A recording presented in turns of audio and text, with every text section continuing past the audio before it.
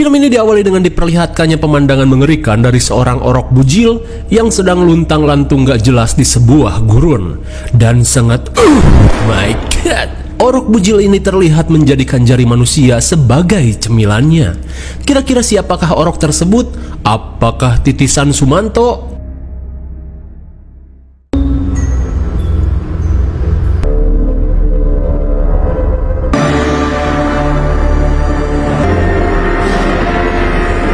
Kemudian scene beralih pada seorang fotografer borongan bernama Scott yang baru sampai di gurun gersang di bagian wetan, di mana Scott bela-belain apruk-aprukan di tengah panas ereng-erengan hanya demi mengabadikan sebuah fenomena gerhana matahari total yang akan terjadi di tempat tersebut.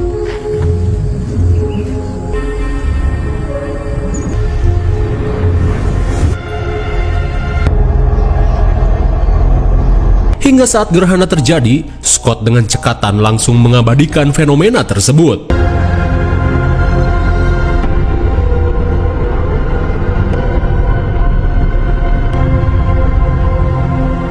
Akhirnya setelah berhasil mengabadikan fenomena langka ini, Scott yang tidak ingin kemalaman bergegas untuk pulang.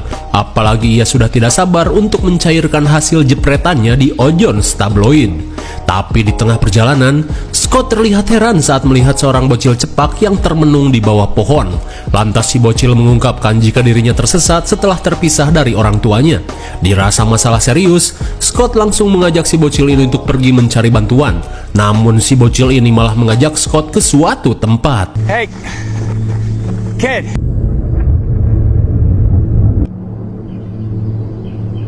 Di sore harinya, Scott yang merasakan kejanggalan meminta si bocil ini untuk berhenti. Dan ternyata si bocil tengil ini hanya mempermainkan Scott agar kemalaman.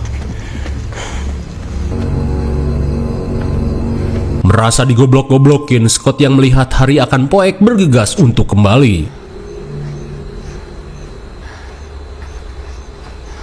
Tapi sialnya hari sudah poek hingga Scott kebingungan menentukan arah. Apalagi ia tidak membawa senter sama sekali. Ditambah sutradara kembali memasukkan adegan susah sinyal.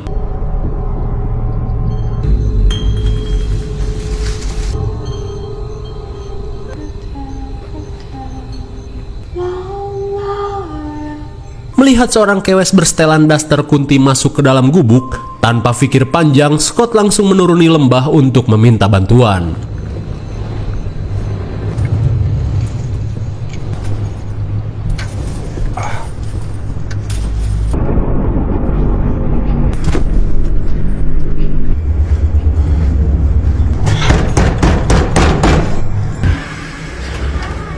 Di tengah kebingungan, Scott langsung meminta bantuan pada wanita ini untuk menelepon tim SAR karena dirinya kini tersesat setelah disasarin sesosok bocil. Tapi seakan tak ingin dengar, si kewes bernama Alina meminta Scott untuk makan terlebih dulu. Jelas saja Scott pun heran karena seolah Alina mengetahui dirinya akan datang. Sambil menjelaskan apa yang terjadi, si kewes terlihat bodoh amat sambil makan dengan lahap. Namun melihat bentuk makanan yang gak jelas, Scott hanya meminta segelas air saja. Sesaat kemudian, Alina memintanya untuk beristirahat dan mencari bantuan esok hari.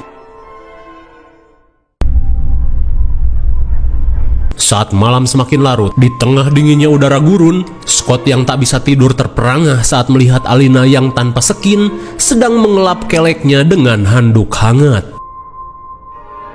Di keesokan harinya, Scott yang akan pulang terlihat heran dengan situasi rumah yang berada di bawah lembah tanpa akses keluar sama sekali. Tak cuma itu, ia pun mulai panik saat tangga yang ia gunakan semalam sudah hilang entah kemana. Tak ingin membuang waktu, Scott pun nekat dengan akan memanjat tebing ini.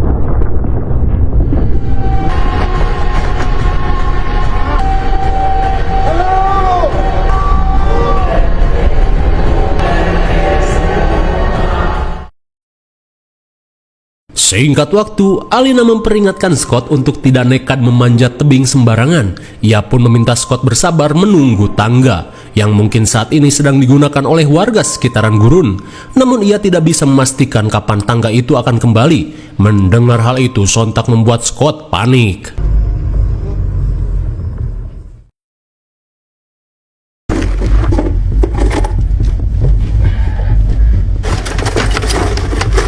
keesokan harinya dengan peralatan seadanya, Scott yang tidak ingin terjebak di tempat ini nekat kembali memanjat tebing.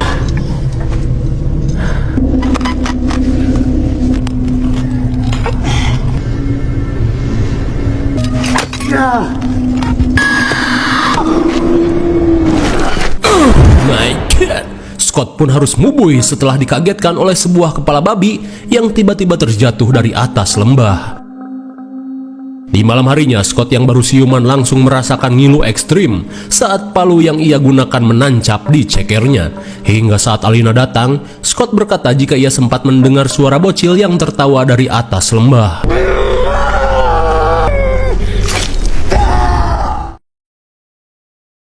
Di keesokan harinya, Scott yang terluka di cekernya sampai mengalami tipes dan mulai berhalusinasi. Hingga di malam harinya, Alina terlihat mengodok celengannya dan mengoleskan darah setiap datang bulannya di dinding kamar. Kira-kira apa yang sebenarnya Alina lakukan? Beberapa hari kemudian, Scott yang muak terperangkap di dalam lembah menyeret Alina keluar gubuk. Hello! Hello, good morning! Hello! Di tengah kekesalan, Scott meminta Alina menjelaskan apa yang sebenarnya terjadi di tempat ini. Tapi bukannya menjelaskan, Alina cuma meminta Scott untuk menerima takdirnya. Mendengar hal itu sontak membuat Scott kesal. Terlebih saat ini ia hanya ingin keluar dan kembali ke kota.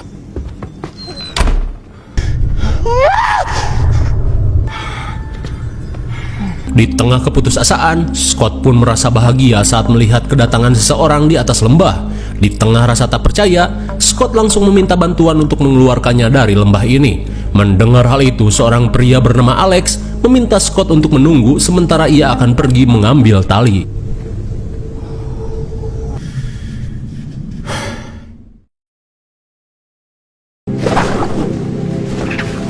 Singkat waktu, akhirnya tali kebebasan muncul juga. Hingga setelah persiapan selesai, Scott mulai ditarik keluar lembah. There we go. Huh.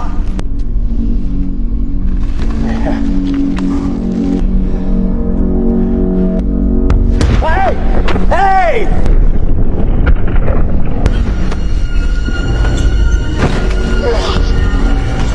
Sontak Scott pun panik saat tali malah berhenti menariknya. Di tengah terik matahari, Scott meminta Alex untuk tidak mempermainkannya. Pull! Pull! Get me out of here!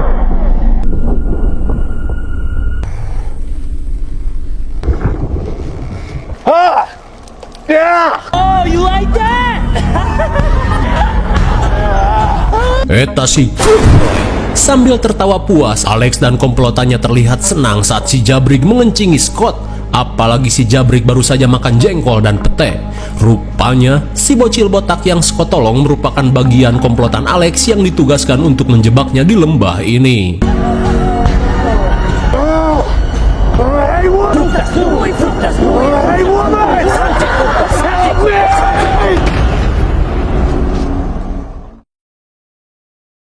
Di malam harinya, Scott yang baru siuman bergegas pergi melanjutkan pelarian.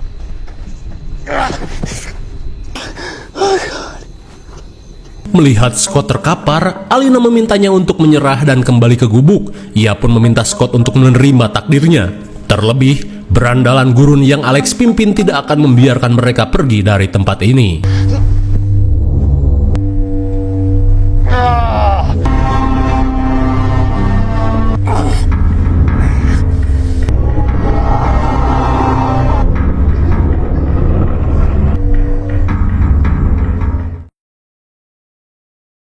Singkat cerita, setelah beberapa minggu tinggal di dalam lembah, Scott terlihat berkebun untuk mengisi waktu. Hingga tak lama berselang, si cungkring bernama Lepus mengirimkan perbekalan untuk Alina dan Scott. Rupanya mereka seakan diternak di dalam lembah ini.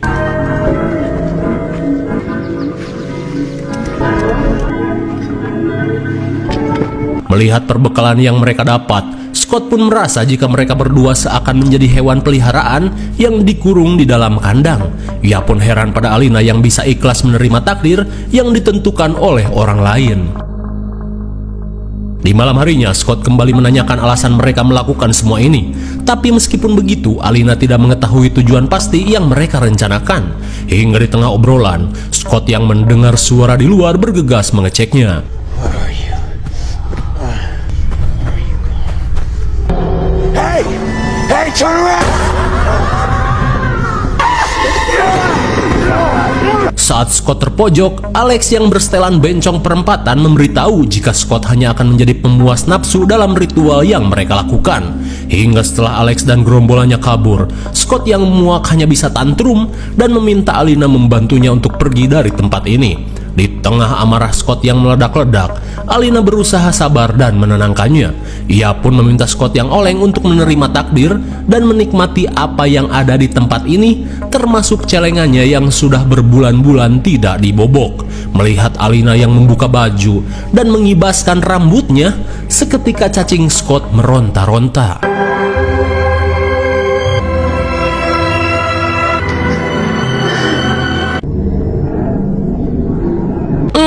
Bahkan dengan amarah yang menggebu-gebu, seketika Scott kicep saat ditawari celengan Alina yang bau terasi. Di keesokan harinya, Scott pun merasa tak percaya setelah menyadari ia telah menggabrut Alina 5 ronde, sampai-sampai dengkulnya mau copot.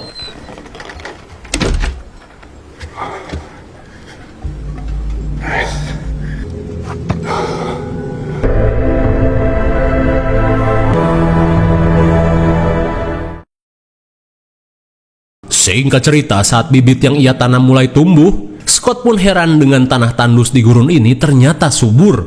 Dan saat ia akan menanam bibit lain, ia pun heran saat menemukan sebuah cincin dan kunci mobil yang terkubur di tempat tersebut. Di malam harinya, Scott yang penasaran menanyakan foto emak-emak jadul yang Alina pajang.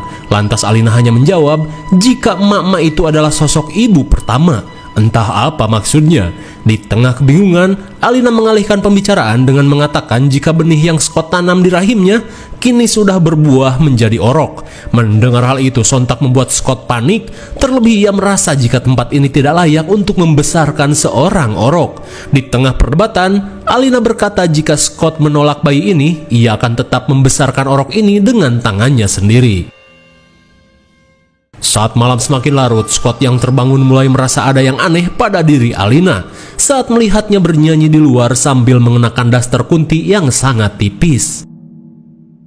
Singkat cerita, saat kondisinya semakin membaik, Scott mengisi waktu dengan berolahraga. Tak hanya untuk persiapan kabur dari tempat ini, juga untuk menjaga stamina di atas dipan bergetar. Hingga sesaat kemudian, Scott yang mendengar suara siulan bergegas menghampiri Lepus yang akan memberikan perbekalan mingguan. Dirasa Lepus masih polos, Scott pun mempunyai ide untuk mengelabuinya.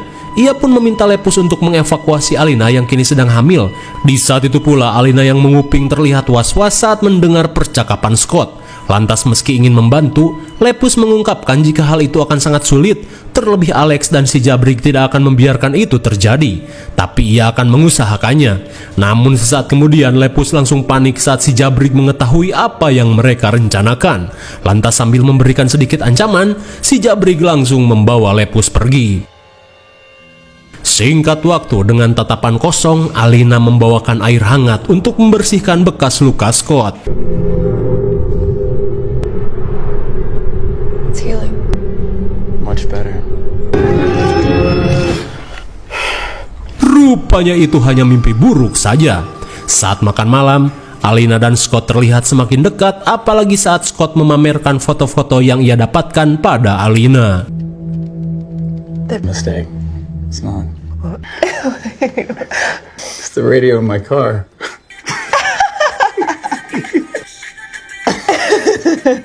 Sementara di sisi lain, dengan wajah yang berlumuran darah, si Jabrik dan gerombolannya terlihat melakukan ritual sambil membacakan mantra aneh.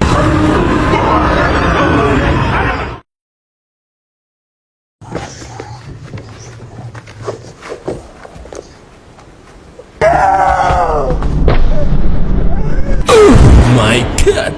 Sontak mereka pun syok parah saat melihat Lepus tewas dengan mode Fanny 4 kabel. Lantas sambil menahan tangis, Alina pun meminta si Jabrik untuk segera menurunkan mayat Lepus. Hingga saat Scott berusaha menenangkan Alina, ia yang murka langsung meluapkan kekesalannya pada Scott yang menjadi penyebab kematian Lepus. Rupanya Lepus dihukum gara-gara ingin membantu Scott. Di tengah kemurkaan, Alina pun mengakui jika sebenarnya Lepus adalah anak keduanya setelah si bocil botak yang datang menipu Scott. Mendengar hal itu, sontak Scott pun syok parah dan menyadari jika semua ini adalah settingan Alina untuk memuaskan hasrat gabrutnya di lembah ini.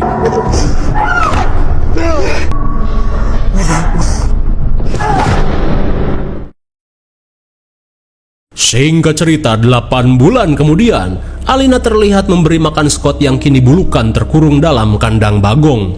Dan kini, Scott yang frustasi mulai mengalami gejala gelo setelah berbulan-bulan terkurung dalam kandang bagong.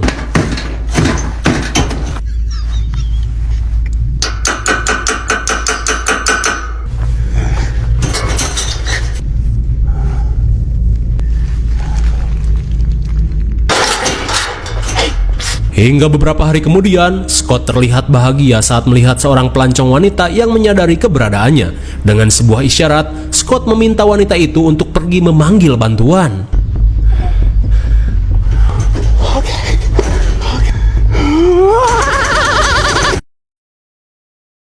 Namun setelah seharian berlalu, Scott mulai putus asa saat wanita itu tak kunjung kembali. Di saat itu pula, dengan perut yang semakin buncit, Alina yang akan melakukan ritual pemujaan terlihat sibuk melakukan persiapan. Lalu tiba-tiba, pupus sudah harapan Scott saat si kewes tadi malah tertangkap oleh komplotan Alex.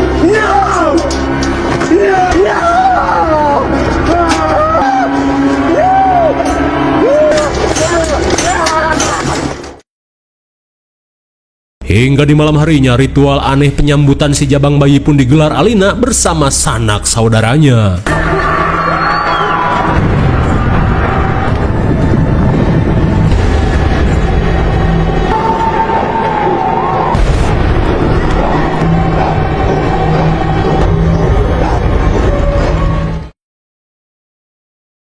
Singkat waktu setelah ritual berakhir, Scott yang merasa hidupnya tak akan lama lagi berusaha membujuk Alina, di mana kali ini Scott berjanji tidak akan pergi dan ingin mengabdikan hidupnya di tempat ini. Ia pun akan melayani Alina berapa kali pun ia mau, bahkan untuk membuat anak berapapun jumlahnya. Namun rupanya Alina hanya membutuhkan satu benih dari satu laki-laki untuk mendapatkan anak perempuan. Dan jika benih ini sudah lahir, si ayah akan dijadikan tumbal untuk kesuburan lembah ini. You bring me and you kill me! Di keesokan harinya, Alina terlihat merintih kesakitan saat perutnya mulai mengalami kontraksi. Dan ketika ia berusaha melahirkan sendirian, kali ini kehamilannya terasa berbeda dan sulit daripada biasanya. Di tengah rasa mules yang tak tertahankan, Alina yang merasa bayinya akan berojol meminta bantuan Scott untuk melakukan persalinan.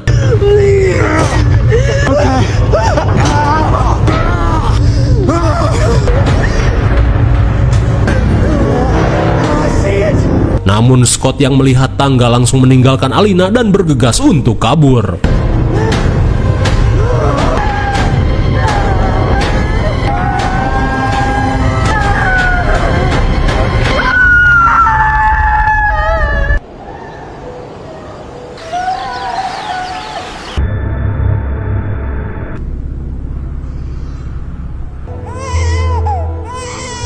Bagaikan sinetron gerhana, bertepatan dengan gerhana matahari yang tiba-tiba terjadi, bayi Alina pun lahir dengan selamat. Di saat itu pula, Scott seketika luluh dan kembali menghampiri Alina saat ia mendengar tangisan anaknya.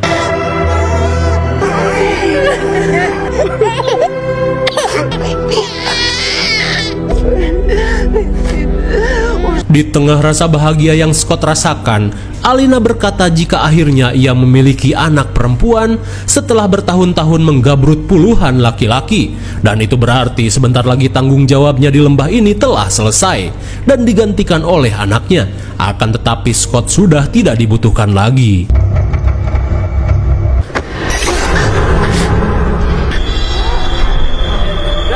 Malang sekali Scott yang baik hati pun tewas setelah Alina mendapatkan benih dari tubuhnya.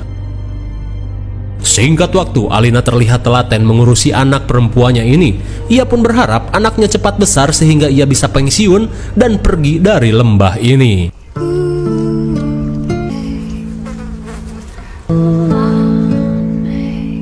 Sementara di luar, mayat Scott dibiarkan begitu saja dan membusuk untuk memberikan kesuburan di tanah ini. Dan ini menjawab misteri kesuburan tanah di daratan yang tandus ini. Lalu, film pun sudah berakhir. Bagaimana? Masih liar? Sini gua jelasin. Alina dan komplotan bandit gurun sebenarnya masih satu keluarga, di mana keluarga ini mempunyai tradisi turun-temurun yang sangat aneh, di mana setiap anak perempuan yang lahir mempunyai kewajiban untuk berkembang biak sampai mendapatkan anak perempuan lagi, dan begitu seterusnya. Sedangkan jika yang lahir laki-laki, mereka akan bertugas menjaga dan memancing para laki-laki untuk terjebak di lembah ini. Terjawab sudah kan siapa sosok di foto itu? Yap, dari emak-emak itulah semua tradisi ini bermula. Makanya si Alina menyebut wanita itu adalah ibu pertama. Entah untuk pemujaan apa, yang jelas mereka pada sengklek. Dan laki-laki yang sudah memberikan benihnya sudah jelas tidak dibutuhkan lagi dan harus menjadi pupuk kesuburan di lembah tersebut, karena mereka hanya membutuhkan satu benih dari satu laki-laki. IMDb untuk film ini adalah 5,0 dan meruskah yang cocok diberi nilai 6,0. Mungkin segini saja review dan pembahasan film The Seeding 2023. Jangan lupa like, share, dan subscribe supaya kalian tidak ketinggalan jika ada video menarik lainnya dari Sekahayang. Thanks for watching and see you on next video. Bye bye.